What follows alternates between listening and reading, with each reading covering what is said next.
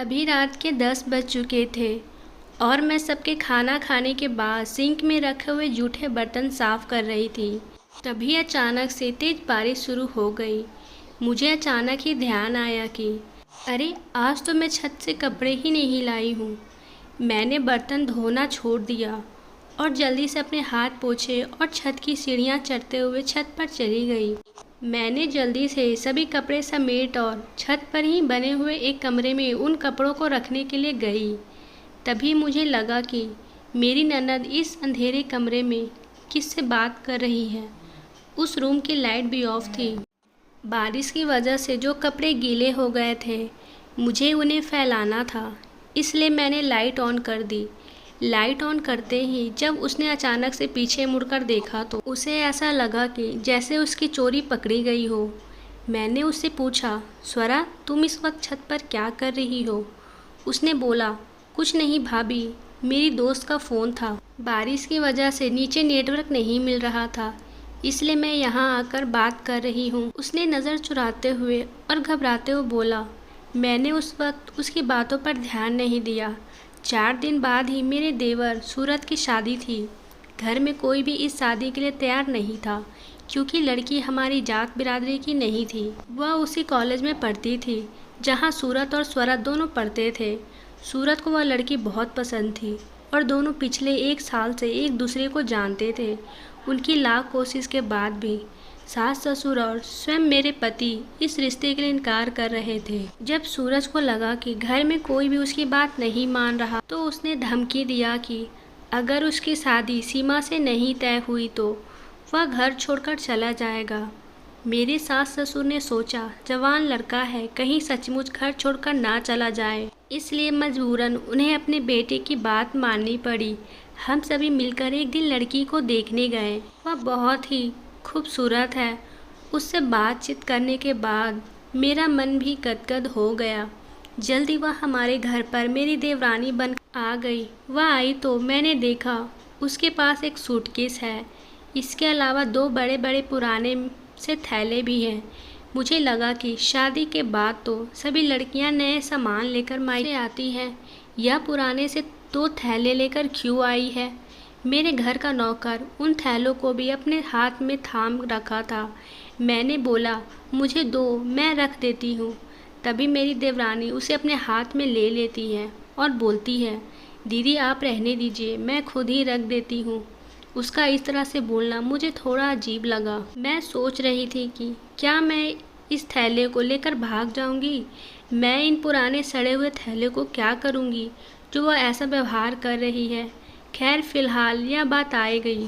उसकी शादी के 2 दिन बाद ही जब मैं उसके कमरे में किसी काम के लिए गई तो वह उस वक्त कमरे में नहीं थी।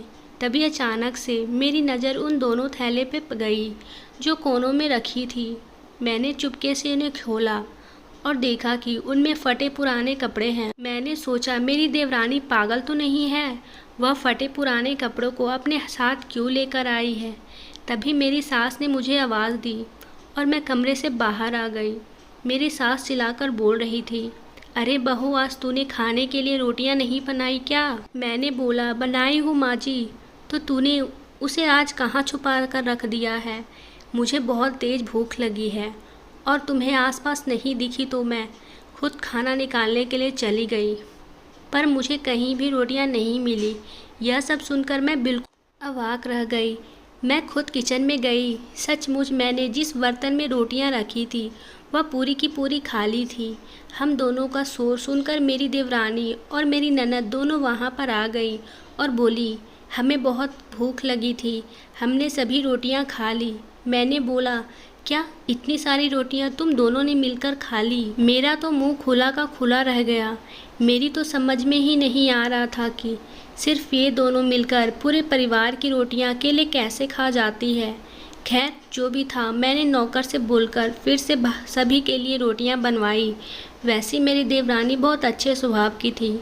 वह हर काम में मेरी मदद भी किया करती थी। वह मुझे अपनी बड़ी बहन के समान समझती थी और मुझे इज्जत भी दिया करती थी, पर कभी कभी उसका व्यवहार मुझे शक करने पर मजबूर कर देता।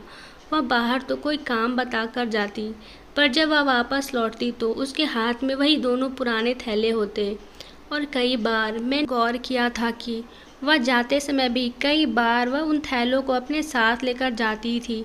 इधर मेरी ननद स्वरा का व्यवहार आजकल कुछ अलग ही लगता था। आज फिर से मैं जब छत पर किसी काम से गई तो मुझे सीढ़ियाँ चढ़ते हुए ऐसा लगा कि स्वरा आज फिर किसी से फ़ोन पर बात कर रही है। मैं थोड़ा और ऊपर गई तो मुझे सुनाई पड़ा कि तुम चिंता मत करो, मैं सभी सामान लेकर समय से आ जाऊंगी। उसकी यह सारी बातें सुनकर मुझे बहुत ही हैरानी हुई थी।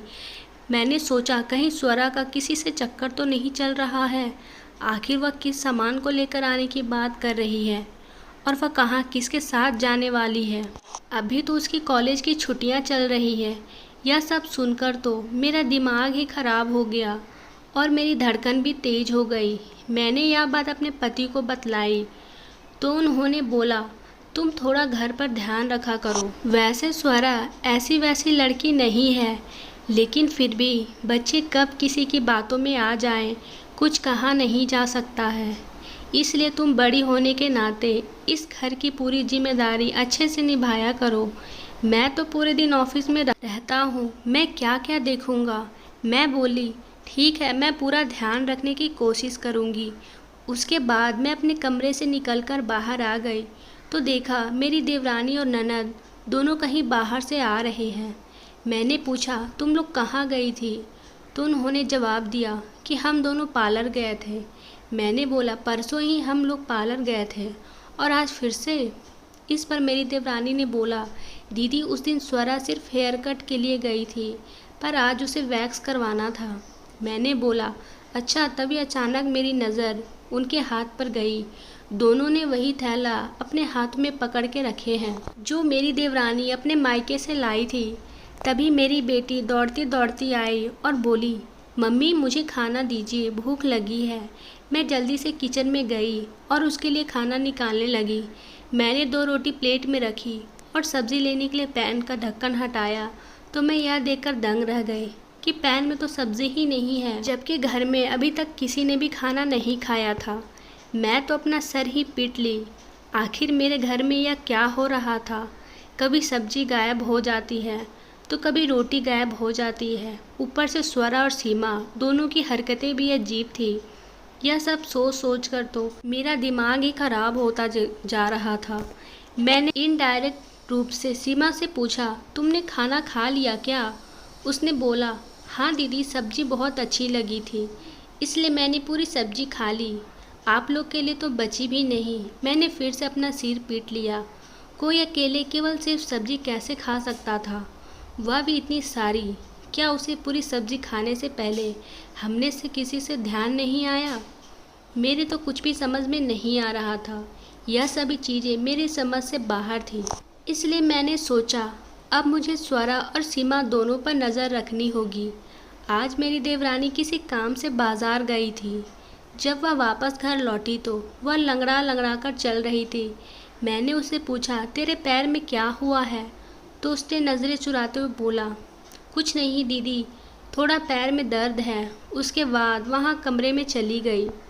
पर मुझे ताज्जुब उस वक्त हुआ जब 2 घंटे के बाद मेरी ननद कॉलेज से वापस आई और वह भी सीमा की तरह ही लंगड़ा लंगड़ा कर चल रही थी। मैंने उससे भी पूछा तो उसने भी मुझसे वही जवाब दिया जो सीमा ने दिया। अब तो पानी सर से ऊपर निकल रहा था। मैंने पूछा, तुम दोनों सच सच बताओ, आखिर क्या बात है? मैं इस घर की बड़ी हूँ और मेरे पति ने यह जिम्मेदारी दी है कि मैं पूरी जिम्मेदारी अच्छे से निभाऊँ। कल को उन्हें यह सब बातें पता चलेगी तो वह क्या सोचेंगे कि मैं अपनी जिम्मेदारियों से भागती हूँ, घर पर ध्यान नहीं दे पाती हूँ। मम्मी पापा की अब एज हो चुकी है, उन्हें तो आधी चीज़ें सुनाई दिखाई नहीं देती। वह घर का कितना ध्यान रखेंगे? इसलिए तुम दोनों मुझे सच सच बताओ कि आखिर बात क्या है। ऐसा कैसे हो सकता है कि तुम दोनों के पैर में एक ही दिन एक ही समय दर्द हो? इसके अलावा कभी किचन से पूरी रोटियां गायब हो जाती है, कभी पूरी की पूरी सब्जी ही गायब हो जाती है। पूछने पर तुम लोग कोई सही जवाब नहीं दे। इसके अलावा कभी कभी तुम दोनों के हाथ में वही पुराना थैला होता है जो सुधा अपने मायके से लेकर आई थी। आखिर इन सब का चक्कर क्या है? दोनों मेरी बातें सुनकर डर के मारे काँप रही थी और घबरा रही थी। उन्हें तो समझ में नहीं आ रहा था कि भाभी की बात का हम क्या जवाब दें। मेरी ननद ने बोला, भाभी ऐसी कोई बात नहीं है, आप हमें गलत ना समझें। मैं भी आज जिद पकड़ कर रखी थी कि मैं आज सच्चाई उगलवा कर ही रहूँगी। मेरी देवरानी बोली, दीदी आप मेरे साथ चलिए, सारी सच्चाई मैं बताती हूँ। उसके बाद हम दोनों गाड़ी से लगभग 1 किलोमीटर आगे गए होंगे कि सीमा के कहने पर हमारी गाड़ी एक अनाथ आश्रम के बाहर रुक गई। मैंने स्वरा से बोला, तुम लोगों ने गाड़ी किस अनाथ आश्रम के पास बाहर क्यों रुकवाया है? तभी उन दोनों ने बोला, आप आइए तो सही, आपको सारी सच्चाई पता चल जाएगी। मैं जैसे ही अंदर प्रवेश की, मैंने देखा कि वहाँ की लड़कियाँ वही कपड़े पहने हुए थी जो सीमा अपने मायके से अपने साथ लेकर आई थी। मैं देखते ही पहचान गई। सीमा ने बोला, दीदी मैं शादी से पहले के सारे कपड़े अपने साथ लेकर आई थी ताकि मैं उसे गरीब में बांट सकूं। मुझे मायके में टाइम नहीं मिला, इसलिए मैं उन सब कपड़ों को अपने साथ ही लेकर आ गई थी।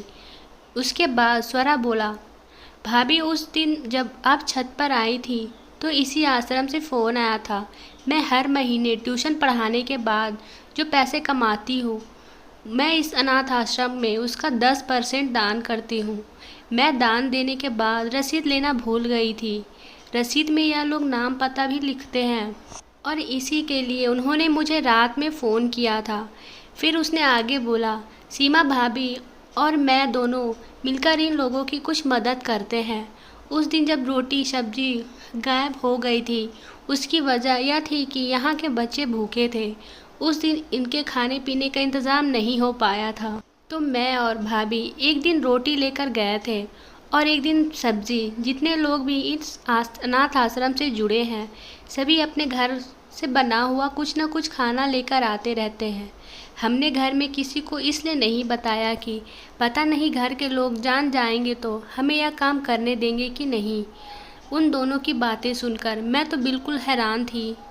सचमुच में उन दोनों को क्या बोलती, यह तो एक नेक कार्य था। मैं तो अपनी दिन दुनिया में खोई रहती थी। कभी सेवा के इस रूप को मैंने समझने की जानने की कोशिश भी नहीं की थी, लेकिन आज स्वरा और सीमा की बातों ने मेरी भी आंखें खोल दी थी। तभी मैंने दोनों से पूछी कि उस दिन तुम दोनों एक साथ क्यों लंगड़ा कर चल रही थी? तो उस पर स्वरा ने बोला, भाभी जब हम एक दिन अपने घर से खाना लेकर आ रहे थे तो एक कुत्ता खाने की महक से वजह से हमारे पीछे पड़ गया। हम दोनों डर कर तेज़ी से दौड़ने पर अचानक ही हम दोनों का पैर एक बड़े से पत्थर से टकरा गया और हम गिर पड़े। गिरने की वजह से हम दोनों की ही चोट लग गई थी। मैं आश्चर्य भरी नज़रों से उन दोनों को देख रही थी और मैंने भी यह प्रण लिया कि इस नेक कार्य में मैं भी उनकी मदद करूंगी। अपने लिए ज़िंदगी तो हर कोई जी लेता है, पर ज़िंदगी जीने का असली मज़ा तो तब है जब हम किसी और के लिए कुछ करते हैं, और तब हमें जो खुशी मिलती है उसकी तुलना किसी भौतिक वस्तु से नहीं की जा सकती है। बस इतना ही। आपको ये कहानी कैसी लगी कमेंट में ज़रूर बताएं, और कहानी अच्छी लगे तो लाइक करना ना भूलें और साथ ही साथ चैनल को सब्सक्राइब भी कर लें ताकि आपको ऐसे ही वीडियो हर रोज़ मिलती रहे। धन्यवाद दोस्तों।